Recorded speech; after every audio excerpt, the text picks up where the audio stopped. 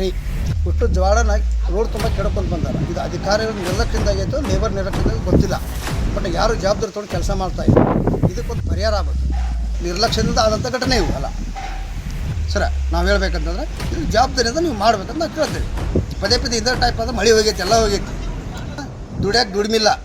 ಹಾಂ, ಈಗ ಗೌರ್ಮೆಂಟ್ ಕೊಡ್ತಕ್ಕಂಥ ನಮ್ಗೆ ಅಕ್ಕಿ ಜೋಳ ಕೊಡ್ತಕ್ಕಂಥ ಅದ್ರ ಮೇಲೆ ನಾವು ಬದುಕಾಕತ್ತೇವೆ. ಈಗ ಅದೇ ಇಲ್ಲ ಅಂತಂದ್ರೆ ನಾವು ಹೆಂಗೆ ಬದುಕಬೇಕು ಹೇಳಿ. 30 ಚೀಲ ಸರ್, 30 ಚೀಲ ಬಿದ್ದಾವೆ. ಕುಂದಗೋಳದಿಂದ 2 ಗುಪ್ಪಿ ಹೊಂಟಿತ್ತು ಸರ್ ಅದು.